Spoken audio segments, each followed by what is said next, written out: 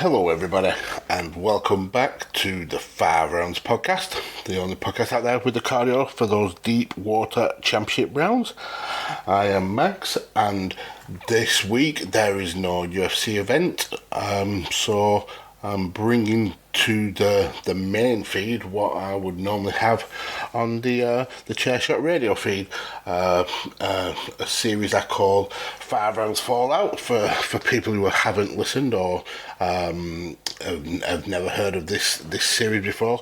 I would urge you to go and check out the Chairshot radio feed and listen along. Essentially what I do is bring the news and the fallout from the past UFC events. So obviously we've just had UFC 265, the numbered pay-per-view from Houston, Texas, headlined by Derek Lewis and Cyril Gane for the interim world heavyweight title. So I'll go through the news and the fallout from that event, and then a little bit of the financials and the payouts from said event. So let's get right into it.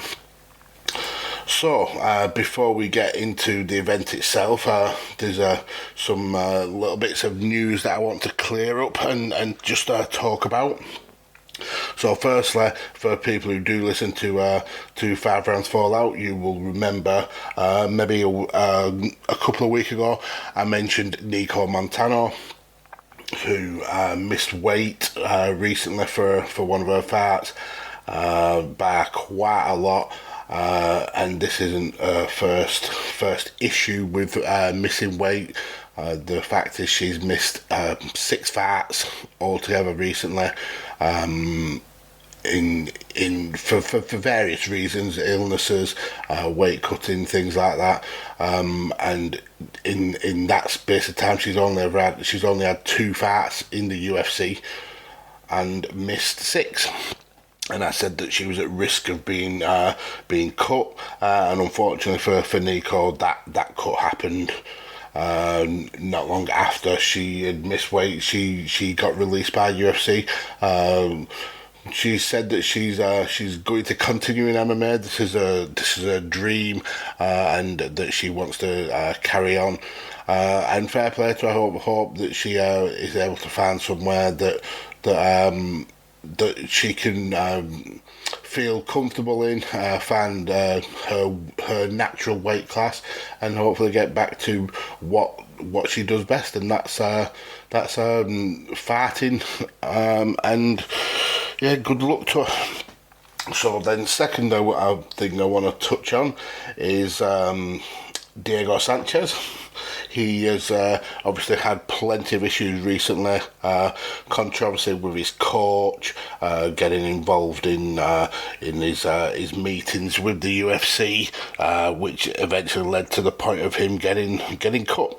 And he is signed with a Bare Knuckle Fight Club, which is an interesting move for him. I think if he wants to keep fighting, I think that may be one of the best places for him. The roster there is not exactly stacked, but they do pay out pretty decent money, and hopefully he'll be able to make a good amount of money from being there. So good on him, Diego Sanchez. I hope he gets the help he needs, because it's clear that his coach was not good for him, and I hope he gets back to basics. The last thing I want to touch on is another kind of sad thing. It's the fact that Jacare Souza has decided to call it a day. Unfortunately, at 41 years old, he feels that maybe his time in the UFC is over, and he's decided that it's time for him to hang up the gloves, I suppose. He was always one of the major contenders there in the middleweight division in the UFC. Former Strikeforce middleweight champion. we last saw him, I think, in May when he got a broken arm in the fight up against Andre Muniz. So it's a bit of a sad way for him to go out. I think he ended losing his last 4 fights, but he was always someone who was a very, very scary fighter in the octagon, and he will be sadly missed, unfortunately. Then another thing, what's just come across my radar is Conor McGregor yet again with his social media causing controversy. If you remember recently, he targeted Khabib's dad, which he's done on numerous occasions before backtracking and then kind of like trying to make amends. Well, this time he has targeted Daniel Cormier, the former UFC heavyweight champion, former UFC light heavyweight champion, a guy who's done pretty much everything in the sport, and he's put out a couple of tweets that he has quickly deleted. So he's tweeted, Daniel Cormier is a fat mess, getting into worse condition by the day. God bless him, showing up drunk at media events the very day before he was in the booth calling my fight. Drunk at a media event working the day before being a commentator on the biggest fight in history. And then he followed this up with a couple more saying it is a sackable offence for a commentator to be drunk at press work the day before commentating the big fight. Dreadful. Get it together. Belching into the mic at a press event and all. WTF. The day before commentating on a big fight. Is this guy serious? This is disgraceful. And then the final one was, your back situation is just mental too. Your weight and your laugh is abysmal. And now drunk at work the day before you commentate a McGregor event. Pitiful, he said. Congratulations, John, on his head kick KO anniversary over you. Good always defeats evil. Wasn't sure you were evil. All fakes. This was actually followed up by Laura Sanko, who is a co-host with Daniel Cormier on the Wayne show, and she's put, I can show you he wasn't drunk. DC is a funny guy, was having fun. He was almost twice my size, and we drunk the same amount just as fast, and I was fine. He was joking around. He was a true professional on all levels. And Daniel finally put it to bed and commented himself. He said, at Notorious MMA, we can't fight, it's all just talk, so stop. Thanks for watching, get help and win a fight. Yikes. Another issue with Conor McGregor and social media, I think the losses to Dustin Poirier, the fact that he maybe is not the fighter that he was, the fact he may have lost that hunger for fighting is really kind of playing on his mind. I hope he gets back to basics and we see a Conor McGregor that was as hungry as he was when he first came into the UFC. Will we get that? Perhaps not anymore, because at the end of the day, money does change people. He's got a very, very comfortable lifestyle now, so unfortunately we may never see it again. But then there's the breaks, I suppose. But yeah, targeting someone like Daniel Cormier, it's never going to work. But good luck to him, and yeah, let's see how this story folds out. So let's get into UFC 265. This came from Houston, Texas, the hometown of Derek Lewis. And if you remember, a few weeks ago we spoke about how Dana was so adamant that there had to be a heavyweight title fight on this card because of its location, because of Derek Lewis, to the point where Francis Ngannou said he needed perhaps an extra month to prepare. Despite only winning the title less than 3 months previously, Dana decided to create an interim title, which for somebody who was was said he was adamantly against interim titles, and in other divisions he has actively avoided creating interim titles to the point where people haven't defended a title for 2 years, and there still hasn't been an interim title in that division. But Dana wanted a heavyweight title fight in Houston, so we got it, and up stepped Cyril Gane, the unbeaten Frenchman, coming into the UFC at, I think at the time he was 5-0. Derek Lewis, obviously, his record isn't as good as that, but he's somebody who's very much at the top of the card, very charismatic. People absolutely adore him, and when he's on his day, he's an absolute handful for everybody.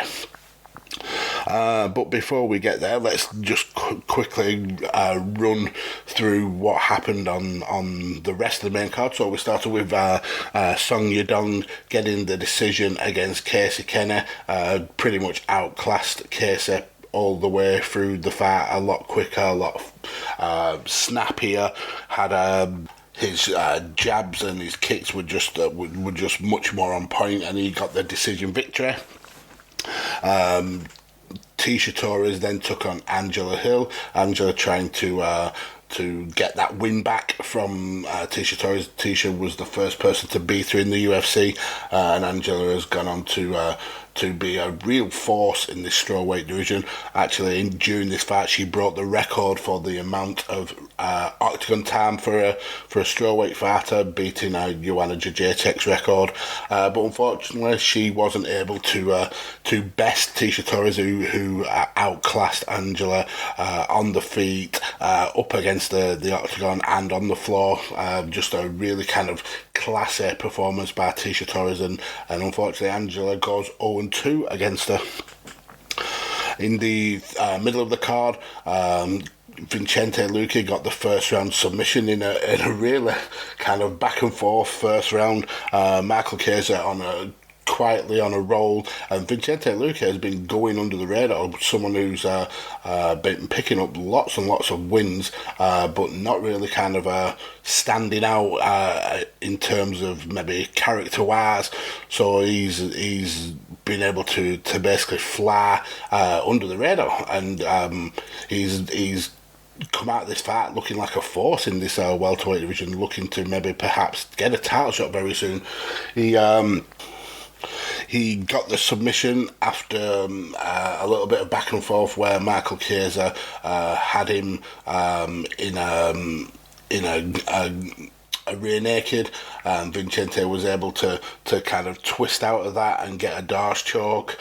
Michael Chiesa scrambled to try and escape, but unfortunately was unable to, and he got subbed. So then in the co-main event, we had Jose Aldo and Pedro Munoz in the bantamweight division. Aldo recently had a bantamweight title match despite not picking up a win at that division. He's now has got a win at that division, and it's a win from the Jose Aldo of old. Really fast pace with his jabs.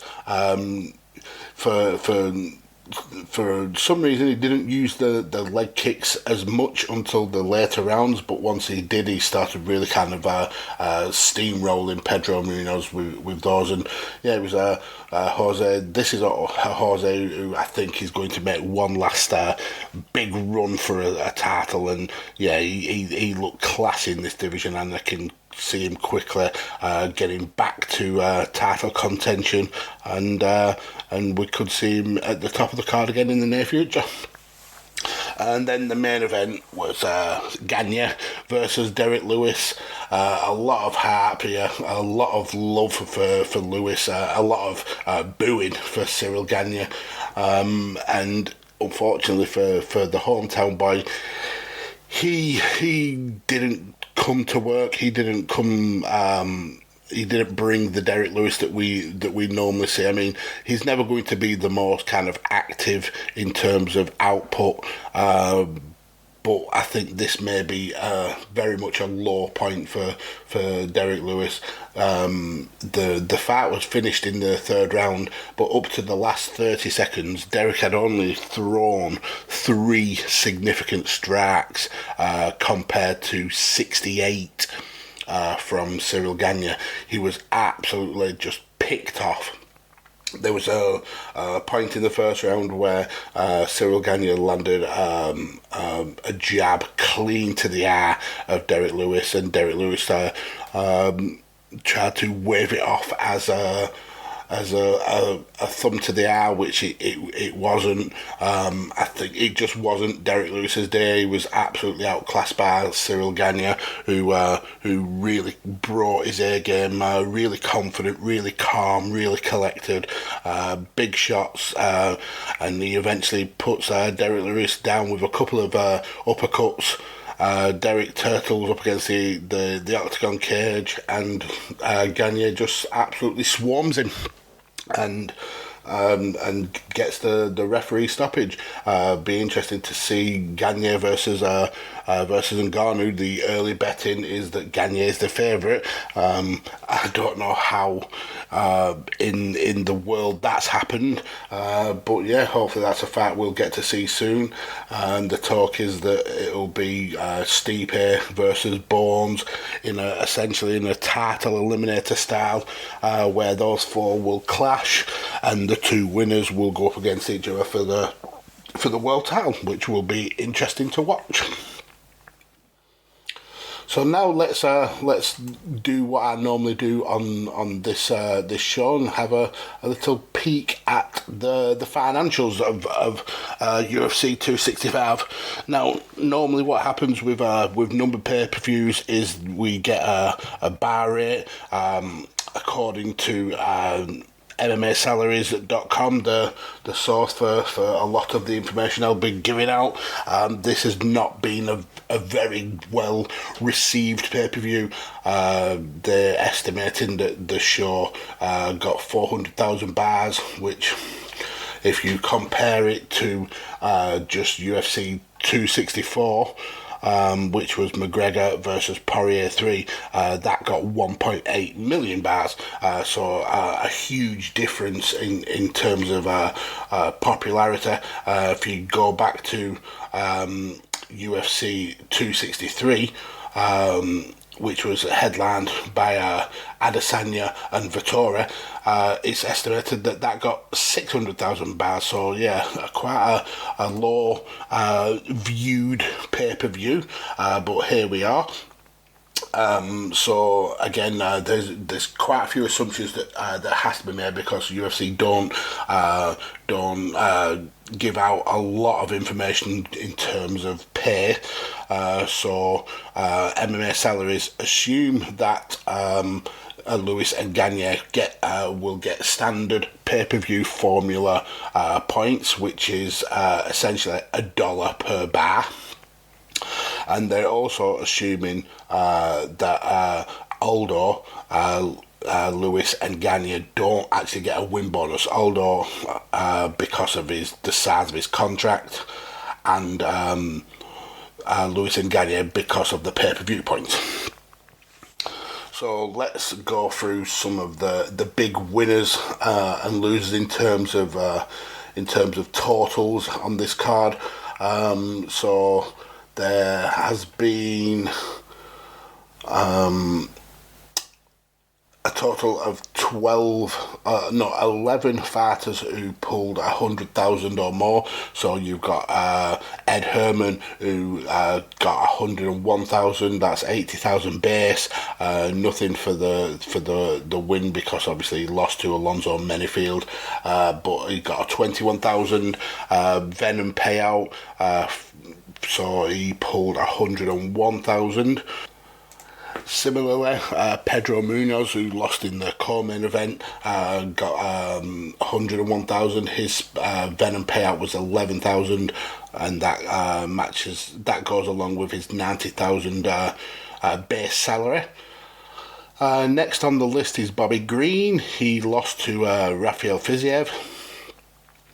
His base salary is 50,000. He got a performance of the Night award, which is another 50,000, and then 16,000 for his sponsorship. So MMAsalaries.com estimate he pulled 116,000. The winner of the opening contest, Song Yadong, he got 60,000 base, 60,000 win, and a 6,000 sponsorship payout for a total of 126.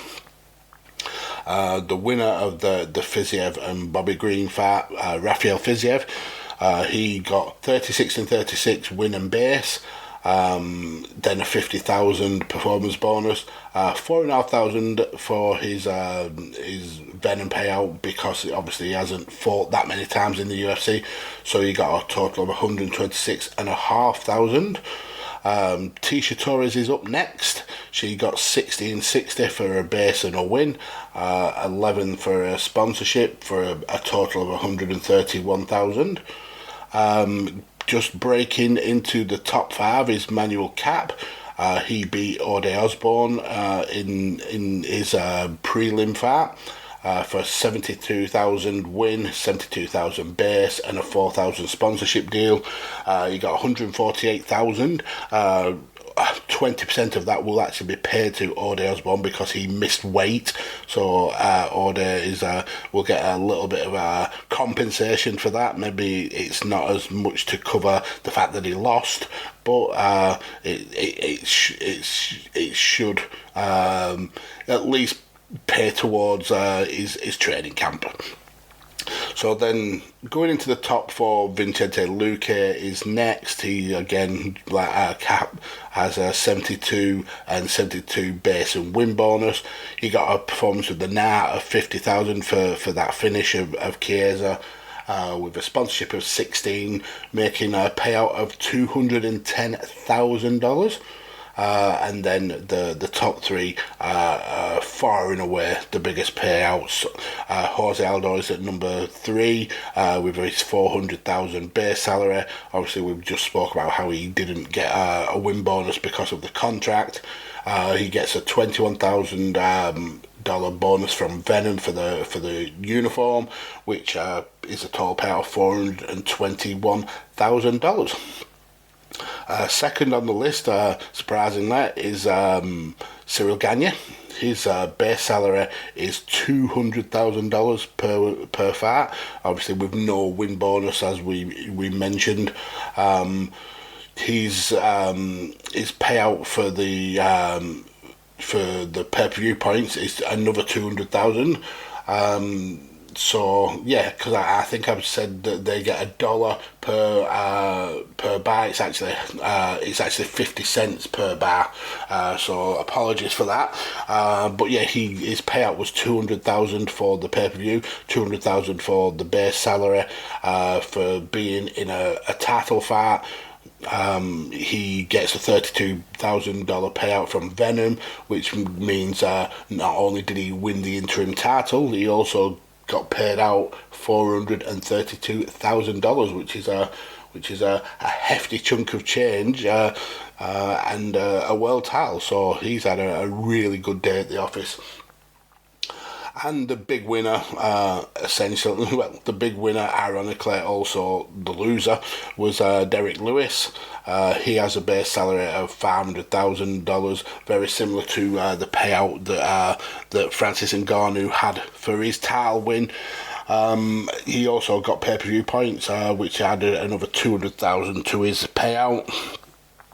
And then a sponsorship deal for being in a title match of $32,000, which means Derek Lewis walks out of the arena with $732,000. So I'm sure that the loss stings. Absolutely, it does. The fact that he's not walking out as interim world champion will hurt a lot. The fact he didn't put on his best performance will hurt, but there's 732,000 little hugs of happiness there for him. So congrats to Derek Lewis on that. So yeah, that's essentially me done and dusted here on 5 rounds Fallout. So if you like this style of commentary and kind of analytics, definitely check out the rest of my work on Chairshot Radio, where I've done this for a few episodes now, looking into the pay-per-views and the payouts and the financials, and when there's not a UFC event on at the weekend, and I'm not covering the show live with my views and opinions and kind of analysis of the show, I'll be bringing these kinds of shows again. So definitely keep your ears peeled here to Radio Tekkers, to Vision News Global Media, and to the wonderful people at the Chair Shot for more of this. But thank you all for listening, and that is the end.